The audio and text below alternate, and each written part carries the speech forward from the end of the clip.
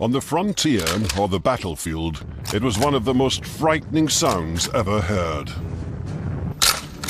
It's machinery in motion, and it's the machinery of death in motion, and it sounds like nothing else. Powerful enough to strike fear into the bravest soldier or the meanest outlaw. No one's going to walk into a darkened room knowing that that clatch is in there. That's because those facing the barrel end of a shotgun knew what was coming next.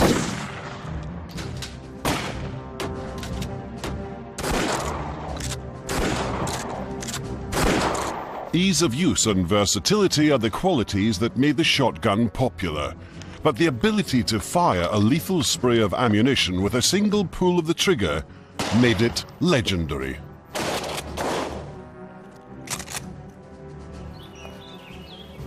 America's earliest settlers used shotguns to carve out a life in the New World.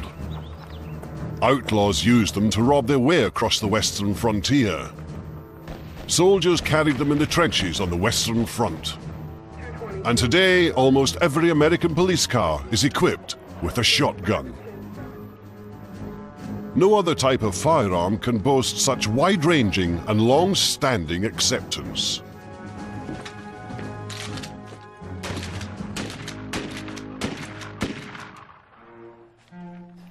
Handheld, smoothbore guns first appeared in Europe during the early 14th century, but these tended to be either large, unwieldy muskets or small cannon-like weapons. Most were ineffective against anything other than a stationary target. Give fire! Sometime in the early 15th century, Europe's aristocracy discovered sport shooting. At the time, hunting small game with trained falcons was highly popular in royal circles. Some say that a French nobleman found a novel use for his gun, quite by accident. Probably somebody was out with their falcons, and they said, well, I might as well take along my gun too, you know, and the falcon didn't fly that day. It was sick or something, and the duck flew, or the pheasant or whatever, the grouse or whatever, and the guy shot, and the game fell down, and he said, wait a second, I don't even have to chase the falcon to get it back, you know, this is really good. But bringing down a bird in flight with a ball fired by an early musket was largely a matter of luck. Hunters found a way to increase their chances in the cannon of the day. The big guns were often loaded with small lead balls which, after being fired, spread out in a wide pattern. The same principle worked with muskets. Noblemen began experimenting with different quantities of small pellets, known as shot.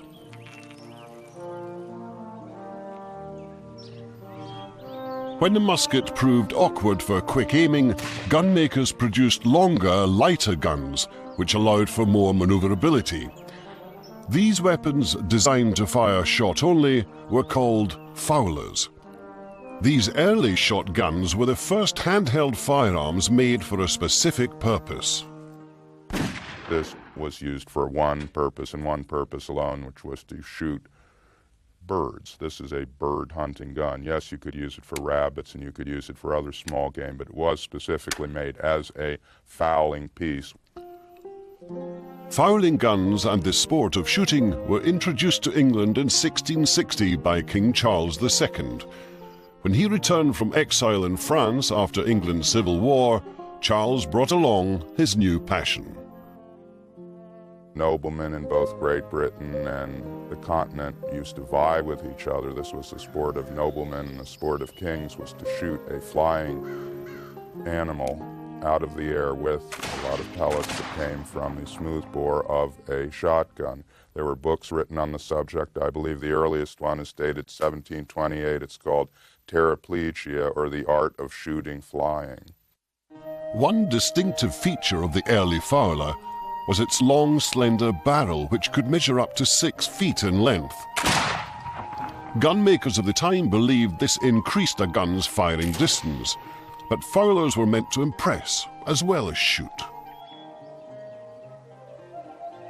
This is a typical example of a late 17th century fowling piece. This one happens to be English by Thomas Warnall, and it's got the typical decoration and form and the extremely long barrel of a fowling piece of that era.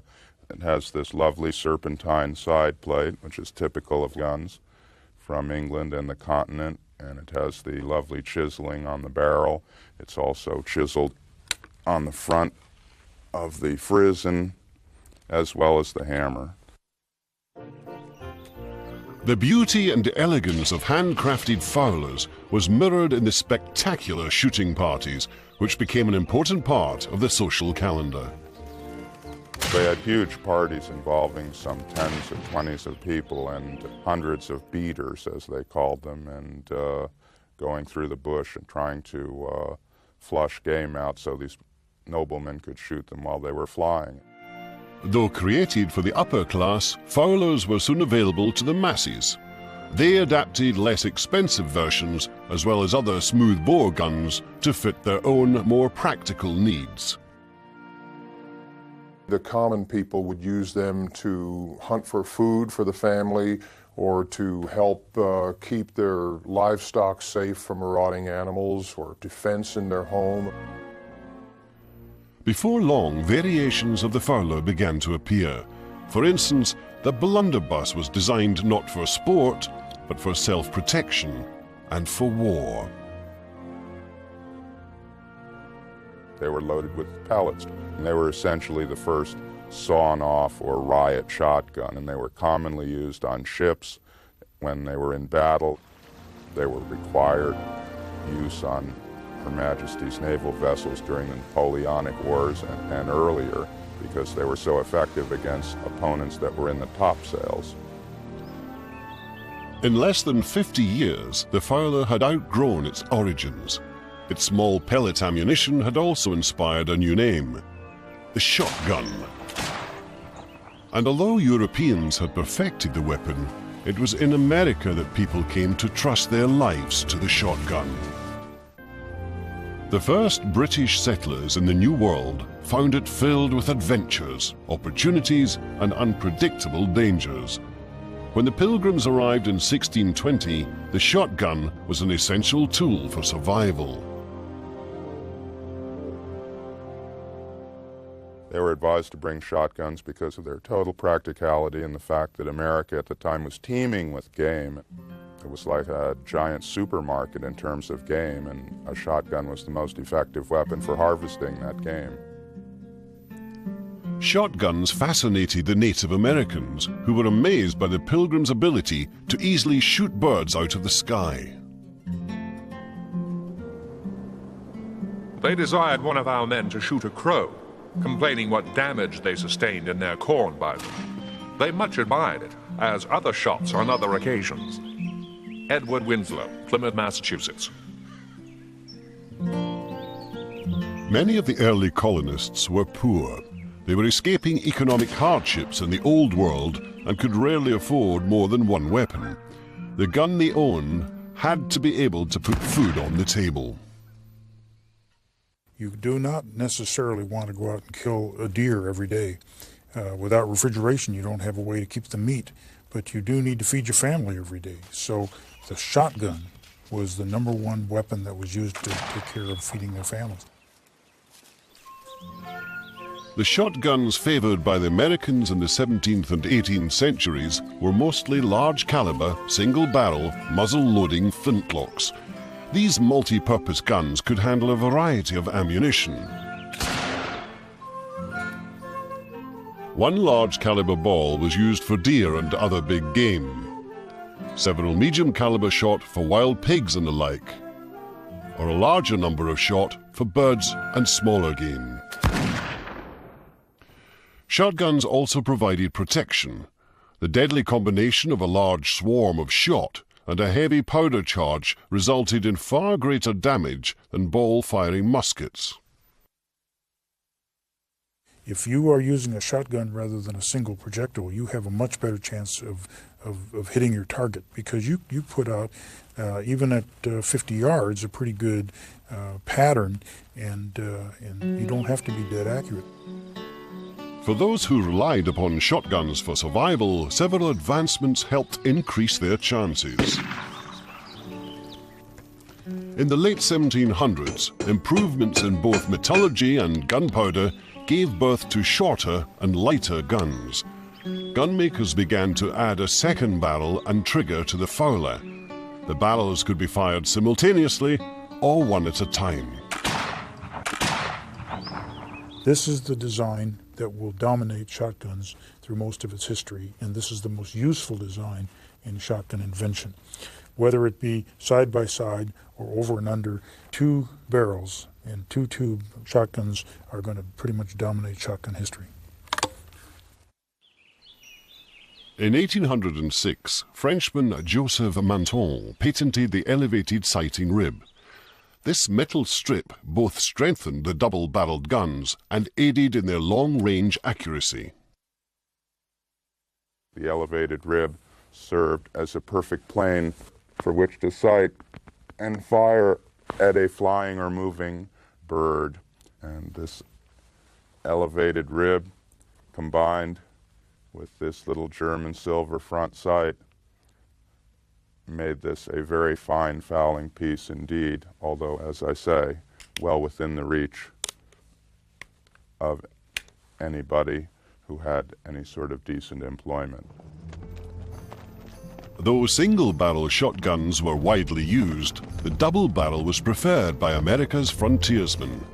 In the wilderness, 2 barrels almost always proved better than 1. One of the advantages of a double-barrel shotgun, especially in hostile country, is that you could load 2 barrels with different loads. One you might load for hunting small game, and the other you could keep ready with buck and ball or more powerful charge in case you were attacked, thus protecting yourself. Legendary Americans like Jim Bridger, Jedediah Smith, and James Beckwourth are reported to have used shotguns. Well, the mountain man was a wonderful character because he was totally free, and he bet on his own wits. You always hear of the rifles, and that was very important to shoot buffalo or grizzly bears or things like that. But probably the gun that was always around the saddle horn, hanging off the saddle horn of a mountain man's horse, was his shotgun, because that could be immediately used, and it could get him all kinds of game. And his first requirement was to eat. The double-barrel shotgun was also well suited for short-range defense. The ability to fire 2 tremendous blasts of ammunition made it far preferable to a single bullet or ball-firing weapon.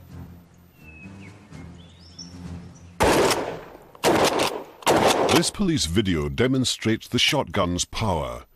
At 15 feet, the ammunition spray forms a tight pattern. As the distance is increased, the pellets spread out roughly 1 inch for every 1 yard traveled. The shotgun is most effective within 50 yards of a target. Many people have the mistaken belief that the moment it's fired, the shot is spread to a wide pattern. They see this in movies, and they see walls being blown apart and so on. That's not necessarily the case. If you're too close, you're not going to get a large shot pattern. However, the opponent is going to be hit with a heck of a wallop of shot. By the late 1830s, Casimir Lefaucheur, a Frenchman, had revolutionized the shotgun. He combined a break-open shotgun design with ammunition-filled cartridges. The barrel separated from the stock by pivoting on an under hinge near the trigger. Ammunition was then inserted at the breech. The shotgun's most celebrated period came during the settling of America's Wild West.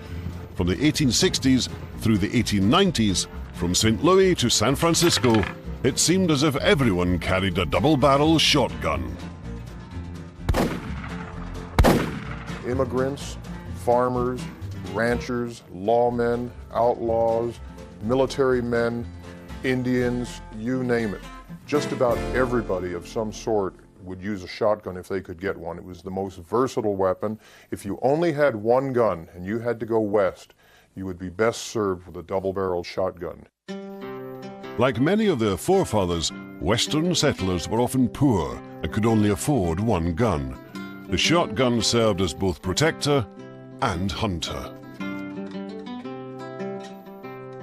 Many immigrants traveled west with a shotgun stashed behind the seat of their covered wagon. It was much easier to handle than a rifle. This was essential for families where a weapon was used by men, women, and children. Anybody who fires guns will tell you that it's very, very hard to hit, very easy to miss. But if you have a shotgun, it's much easier to hit because you have a pattern of lead flying through the air. And so it becomes an excellent choice for a weapon for someone that doesn't have time to train, doesn't have time to practice. The shotgun's durability was also crucial. Its hollow tube was easier to clean and maintain than the grooved barrels found in a pistol or rifle. Also, its relatively simple mechanism meant most breakdowns could be fixed on the spot without the need of a gunsmith. Simplicity and economics and the ability to hit well without a lot of practice all make the shotgun an extremely good firearm.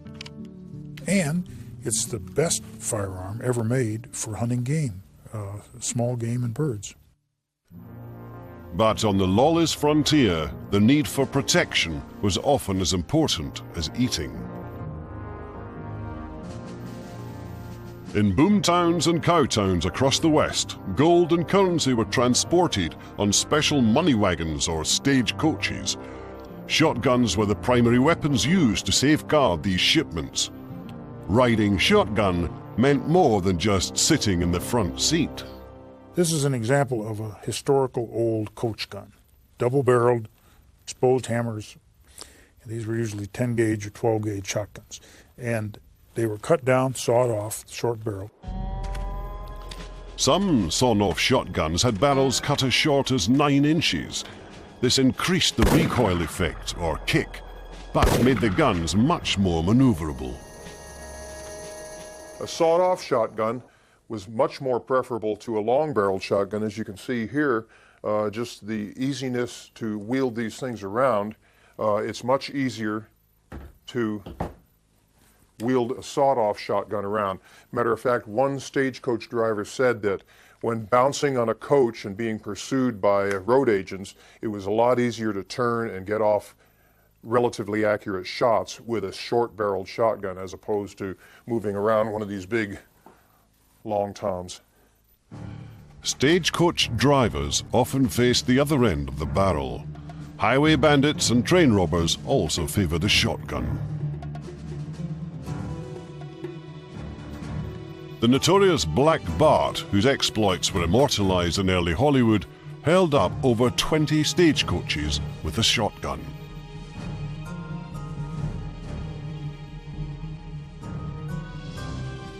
Black Bart said that he had never had his shotgun loaded and probably wouldn't even work, but he knew that it had the intimidation factor, that when he leveled that shotgun at a stagecoach driver, that they were going to listen to him and transact the business at hand. Lawmen like Wild Bill Hickok, Wyatt Earp, and Bat Masterson used double-barreled shotguns. When the cattle drives ended and the cowboys went wild, it was the lawman's job to keep the peace. What was great about the shotgun was that if you had to deal with crowds, if you had to deal with people who were coming in numbers, there was no question in the minds of the people you were facing that you were not going to miss. And that was critical. Contrary to Hollywood lore, in real Old West shootouts, the shotgun proved far superior to the more celebrated rifle.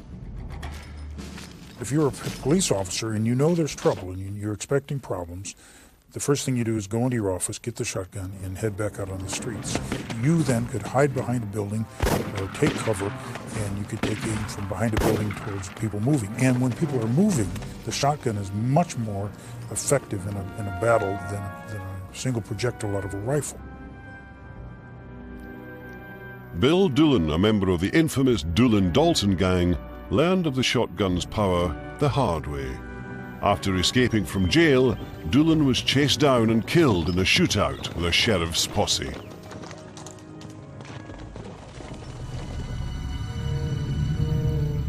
In the most famous shootout of all, the gunfight at the OK Corral, the shotgun demonstrated its power over pistols. The men facing each other carried heavy caliber revolvers, but Doc Holliday also wielded a shotgun. During the 30-second shootout, roughly 30 shots were fired, including a double-barrel blast from the shotgun. Ironically, while the pistols that were used were heavy caliber pistols and were very effective, many of the men shot there were still able to get off follow-up shots afterwards, despite being mortally wounded. But this shotgun blast that Holliday fired was just effective. You got 3 men that were killed and 3 men that were wounded, and it took 30 shots. On the other hand, with the shotgun, they didn't have any misses at all. So of all of the shots in the gunfight at the OK Corral, the most effective shots came out of a shotgun. They were the ones that didn't miss. The shotgun later earned a permanent place in Western folklore through Buffalo Bill's Wild West shows. Sharpshooters like Annie Oakley and Johnny Baker thrilled worldwide audiences with their amazing ability to shoot glass balls thrown into the air. While the double-barrel shotgun dominated the 19th century, gun designers continually sought ways to increase its power.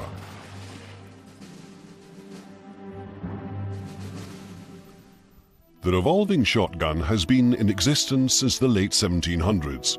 It could fire 5 rounds before reloading, but was much more expensive than the double barrels and never caught on.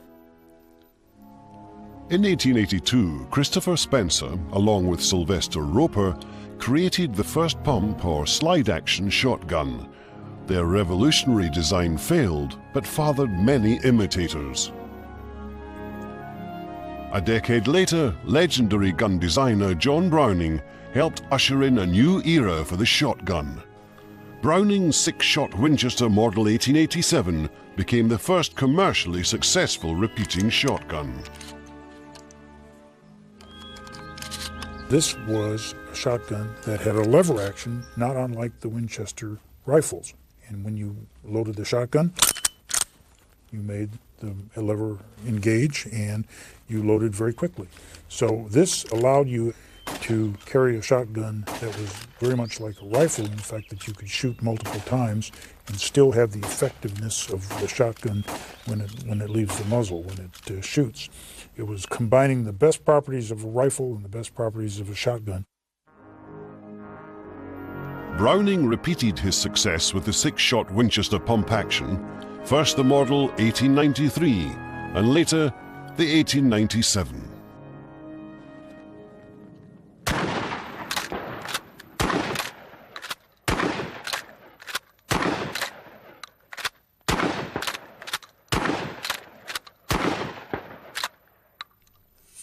Lawmen across America fell in love with its power.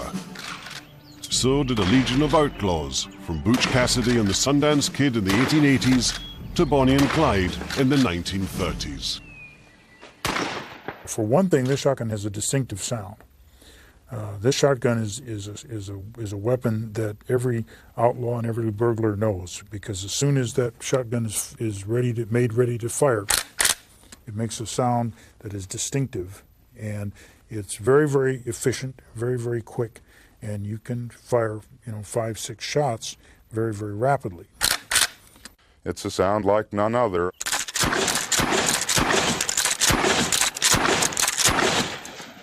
It's been popularized on television and movies for decades now, and it sounds like nothing else.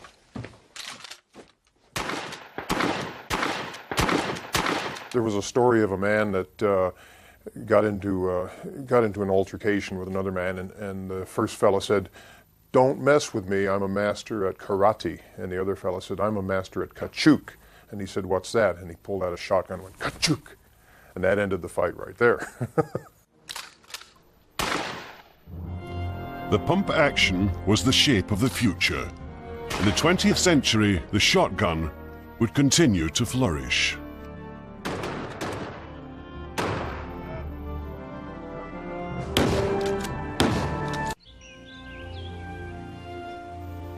From its origins as a plaything for European royalty, the shotgun emerged as an essential tool for the common man on the American frontier. Through the centuries, it also gained a fearsome reputation as a military weapon.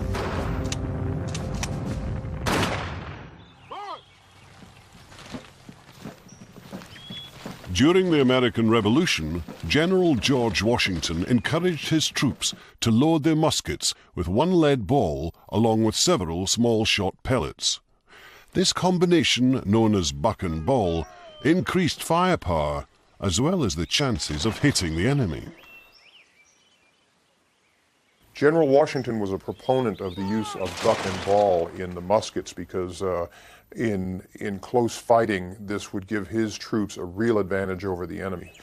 The devastation caused by ball, round ball, and small buckshot pellets could be very, very effective fighting against a force of British soldiers coming at them. Buck and ball became standard issue during the Seminole Indian Wars in Florida between 1815 and 1825. The musket's shotgun-like potency proved extremely effective in Florida's thick swamps. The shotgun's first wide use in a military role came with the American Civil War. Early in the war, volunteer units on both sides carried their own shotguns brought from home.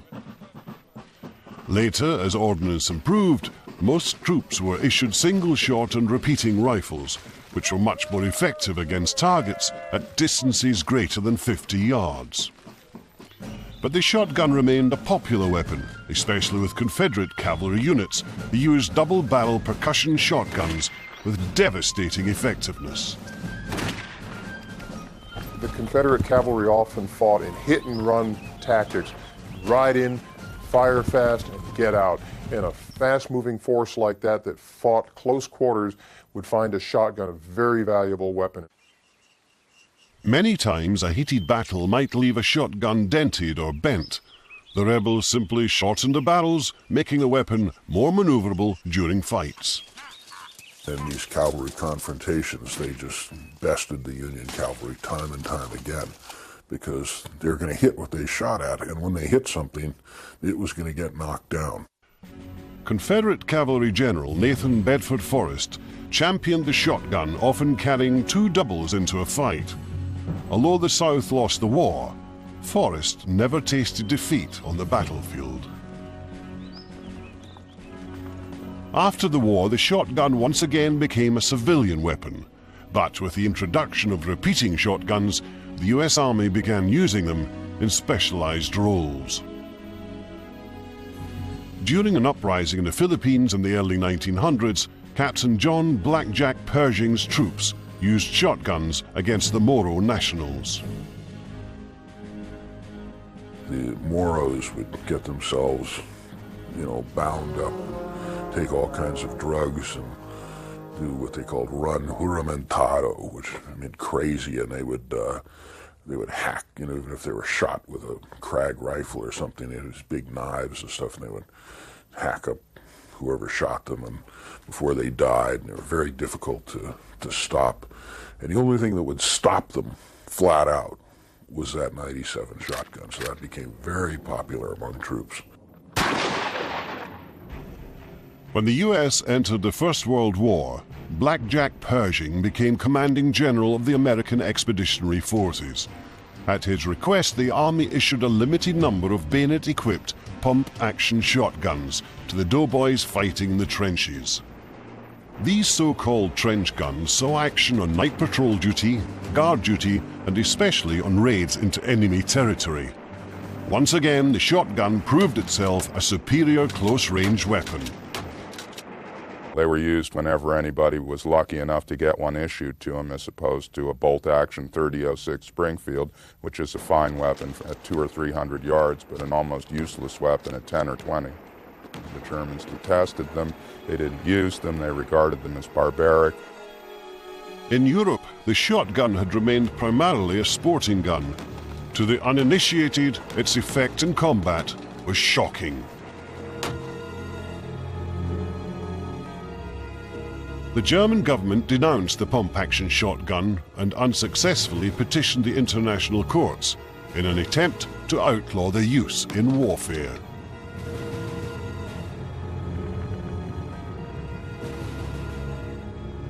And the Germans screamed murder. You know, they were using poison gas and gagging people to death and all forms of artillery, all this kind of thing. But when we came with our 97 shotguns, they said this is against the, the laws of decency. No country club or millionaire shooting lodge. During the Second World War, the shotgun was again called into action. British and American aerial machine gunners trained by shooting at clay pigeons with shotguns from the back of trucks. Thus they learned how to lead a flying target while moving themselves. But the shotgun also served in combat. Though its use was limited in Europe, it proved invaluable to Marines in the jungles of the South Pacific. Where you're fighting in close quarters, you have a very short visibility.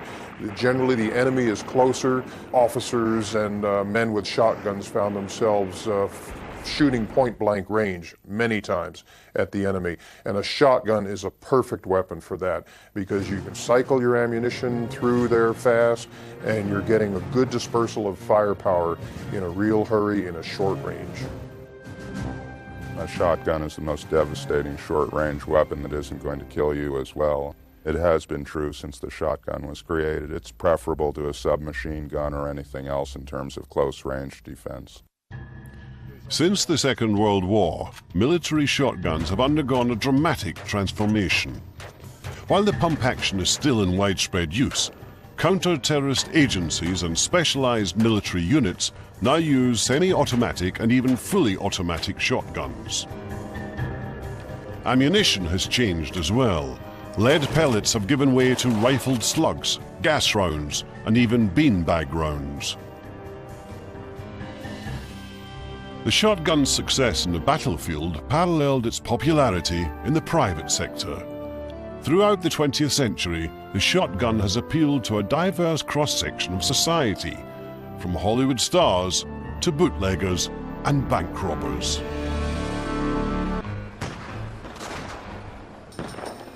The 1920s and 30s saw notorious American gangsters like Al Capone, John Dillinger, and Machine Gun Kelly carrying a wide range of powerful weapons, including shotguns.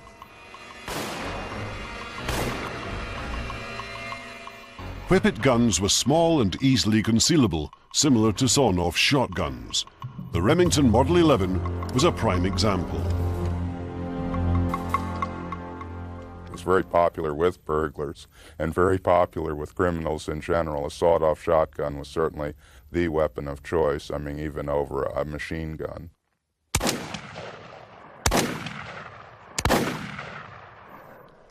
Another weapon of choice was the automatic shotgun.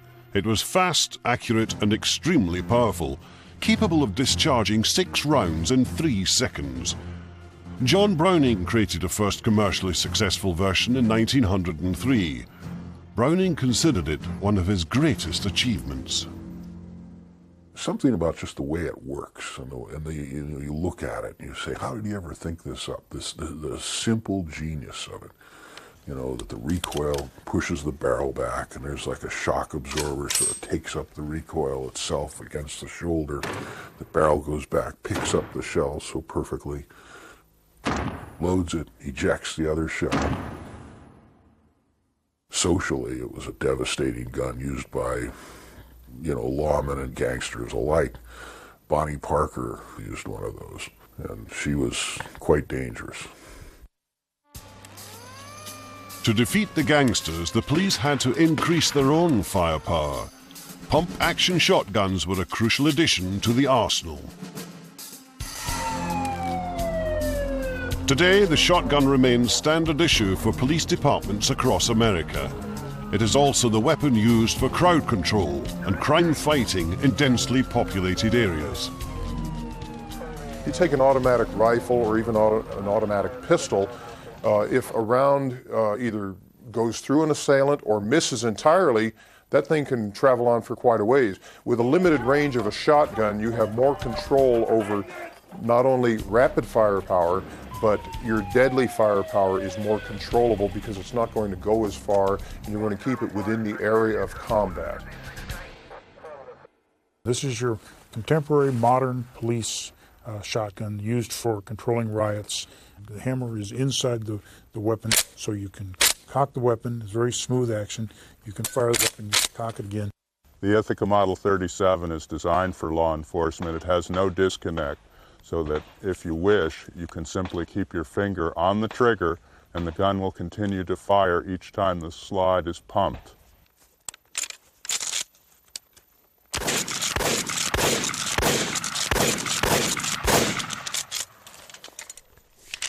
But for its wide uses, the shotgun remains at its core what it has always been, a sporting gun. Skeet and trap shooting have long been popular with people from all walks of life.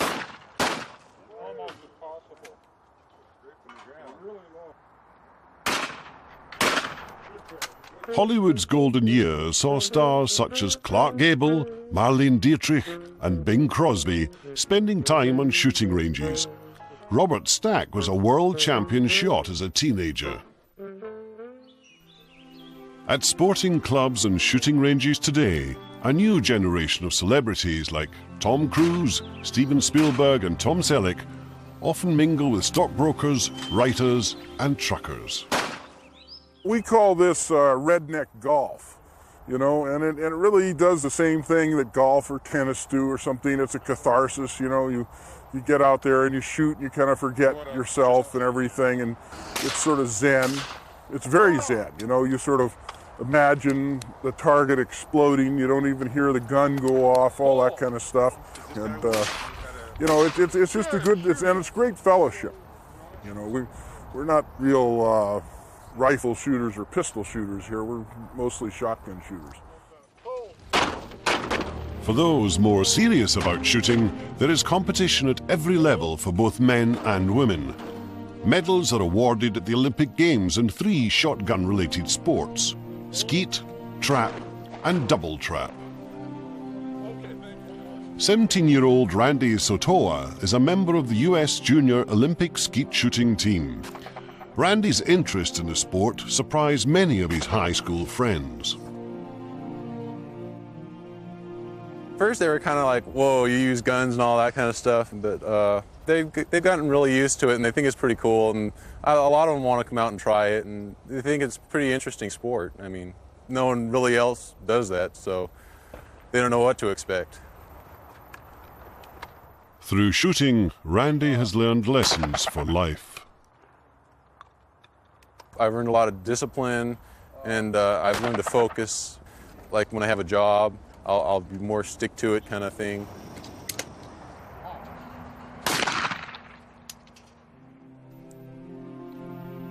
The shotgun has come full circle since its days as a royal fowler that peaked in the late 1800s. Legendary British gunmakers such as Purdy, Boss and Holland & Holland handcrafted guns that were as much works of art as tools for sport. They had figured out something that was very esoteric, which was that they had brought the gun down to where it became part of your body. And you really didn't think of all of looking down the barrels. You simply looked at the target and the gun swung perfectly and moved perfectly, and you just fired it at your will, so it was really your mind willing that bird to fall out of the sky. And when you're shooting really well with one of those guns, it's almost like that. You just simply say, that one. And it's almost like you point, it falls out of the sky with your finger. You're not even aware of shooting the gun. Okay, Lucio. Today, the most magnificent shotguns are again made in Europe and are valued for both their form and function. Italy is now in the forefront of quality and artistry because they have the finest engravers, Torcoli, Fricassi, And they have the great gun makers, Fabri, Perazzi, and Beretta. This is a Rizzini. A gun like this is an extraordinary work of art as well as an extremely functional gun.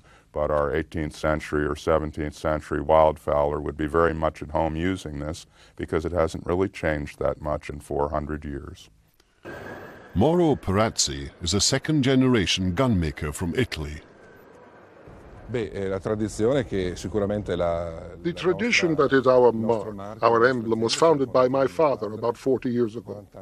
The result is a combination of tradition with enough new and recent. And obviously we are the ones who have searched to achieve that which has been learned in the past, to bring into the present, and therefore to carry it into the future.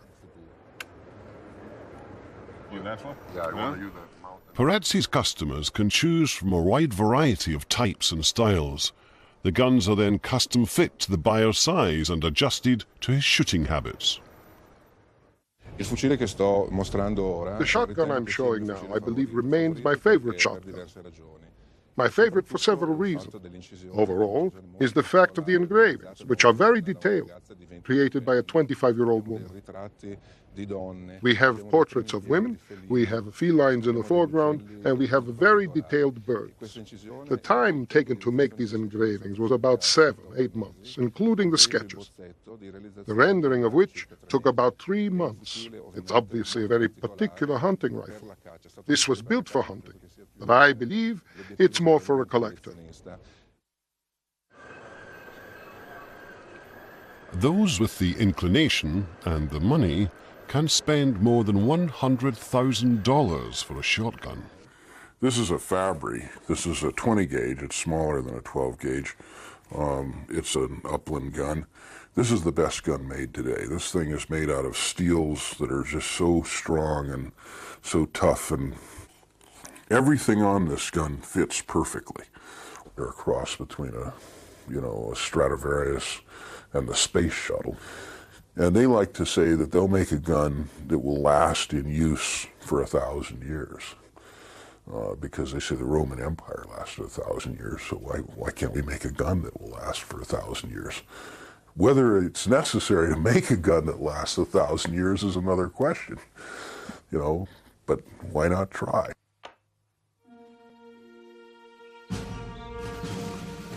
Since its royal beginnings more than 400 years ago, the shotgun has become the people's choice because of its versatility, simplicity, and durability. From the New World to the frontier towns of the American West, to the battlefields of Europe and Asia, the old saying has been proven time and again: if a man can afford to own just one weapon, he'll choose a shotgun.